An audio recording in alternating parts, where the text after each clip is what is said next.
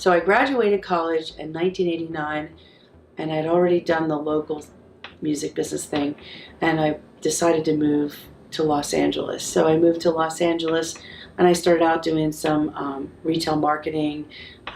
This is before SoundScan. We used to call and schmooze the charts for Billboard. I worked on things like Winger, Paula Abdul, Wilson Phillips, Bon Jovi, different records. We would work them up to the charts. And then I really wanted to work at a record label, though. That was my back to the AnRGirl thing. So next thing I know, I was interviewing for a job at ADCO, which was a subsidiary of Atlantic. They needed a receptionist office manager. And and I say that because everybody has to start somewhere. You don't just run in and become Beyonce or, Shinedown. It doesn't happen where you're the chart topper. You have to start somewhere.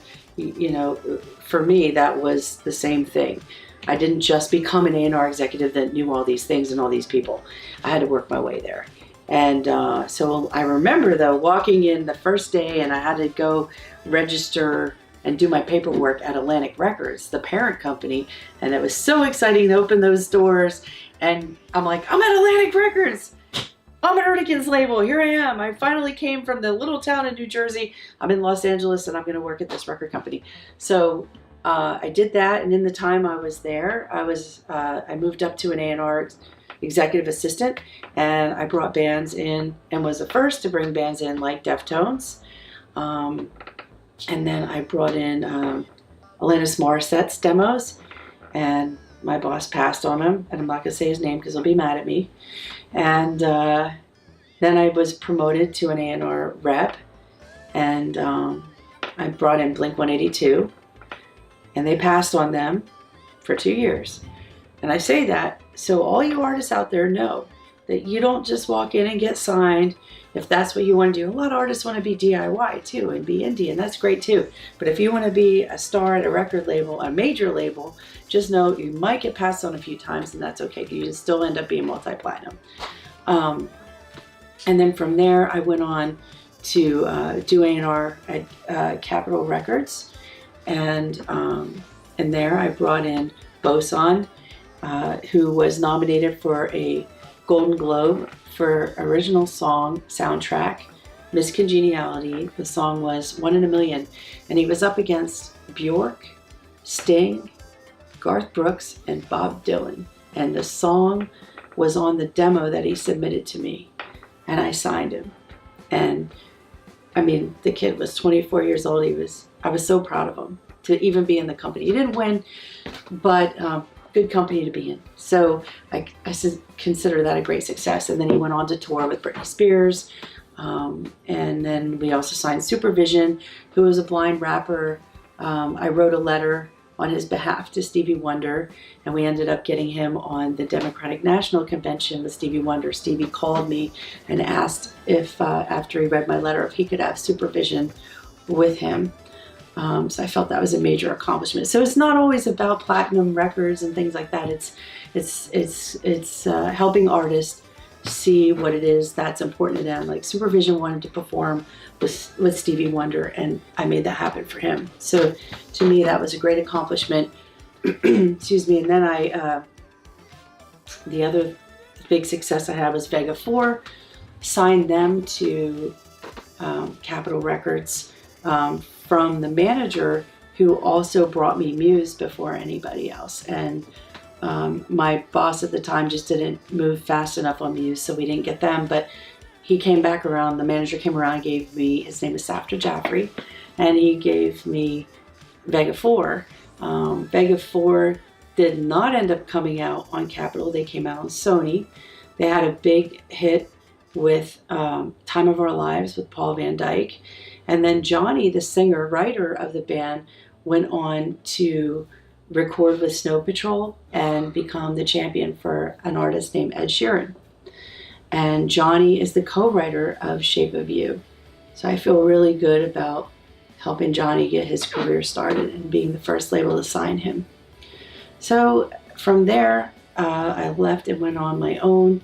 I felt like at 33 years old, I was a VP of A&R at Capitol Records, and I felt a little constricted at that point with the way signings were happening and the digital revolution and technology coming into play, and there's more artists that could do it DIY. And so here I am now today doing A&R Girl, opening the gates to any artist out there, no matter where you are, to offer these same opportunities to you rather than sitting at a label and, you know, not having the accessibility that I would have out there doing A&R Girl for all the artists around the world.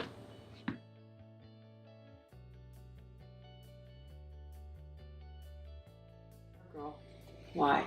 Because I'm a passionate person about building careers, and I really like to start from the beginning with an artist. That is my why. Very passionate about the hard work part that most people don't want to do. And so A&R Girl is the beginning where, you know, you come in, you submit your music, you get to a certain point where I feel like you can go somewhere, and then we're on the phone and everything. But there's this, again, the breakdown. Managers won't take on artists that can't make a commission. And the labels won't sign an artist that doesn't have a certain amount of numbers or a story or something going on. But I think that there's still a need for A&R Girl for that reason, is there has to be a person who can offer those resources and that information and that expertise, you know, before you get there. How are you going to get that information? So there had to be a way to do that. And so that's why A&R Girl was created. That's my why.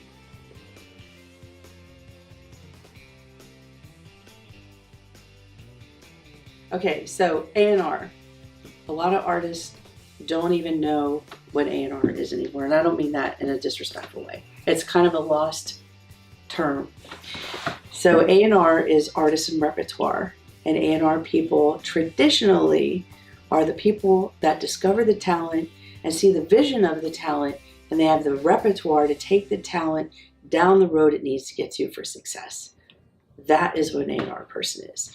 They have the contacts for the writers, they have the contacts for the producers, they have the contacts for wardrobe, styling, imaging, marketing, radio, managers, booking agents. They have that whole thing in their Rolodex and all those relationships to open up the world for the artist.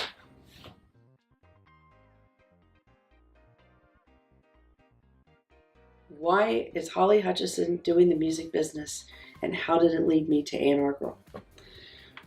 I started when I was 2 years old, and my father is an awesome Elvis impersonator, and he sang "That's All Right, Mama" to me when I was 2. And I was so moved, and I was just so taken by the music, the energy, and the showmanship. So it was something that started very young. And through the years, I always had an interest in music. I would run around the house and make up radio shows using whatever's on the radio and making these stories with songs the way they used to do.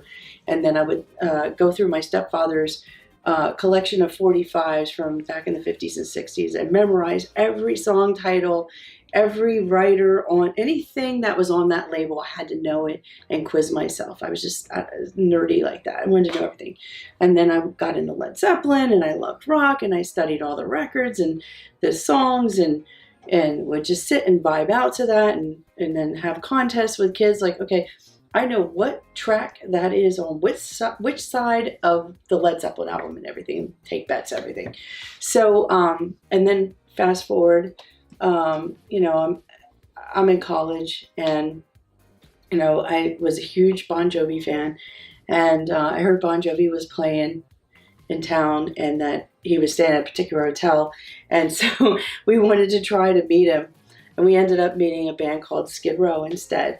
And they weren't signed at the time, and they didn't have Sebastian at the time. And anyway, we met them. They were great. They invited us to Stabler, and of course I'm a Bon Jovi fan, so I went and saw them open for Bon Jovi and watched the Bon Jovi concert, and I stayed friends with them. And I said, you know what?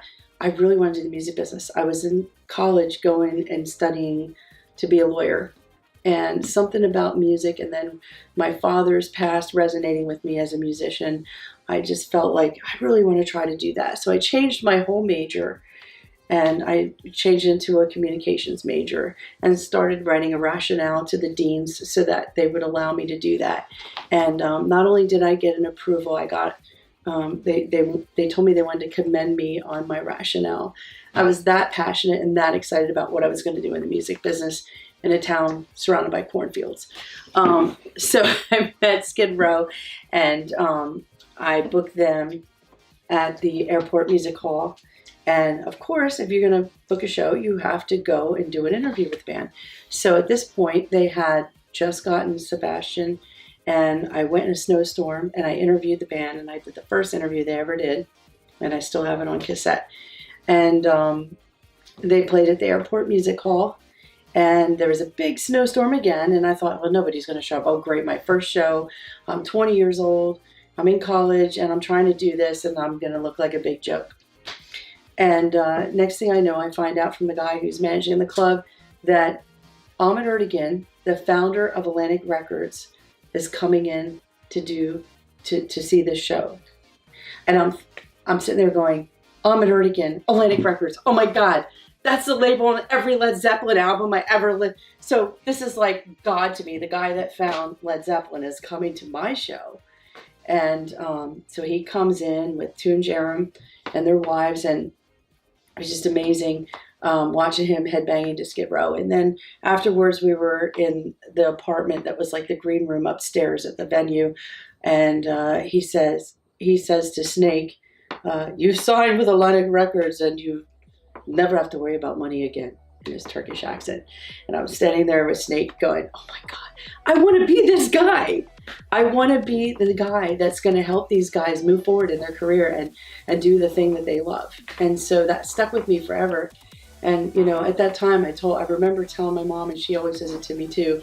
She said, "You told me that you're going to do something in the music business that's going to be important, and that's going to change the way the music business is, or contribute to something." And that was my goal from the day I got in. I said, I have to do something different, but I have to do all these things.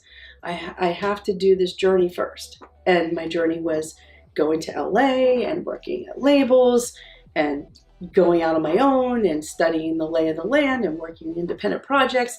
But always in my head, there's got to be something new and different to the way that we do the music business, especially with the digital era. And so that's what A&R Girl is about.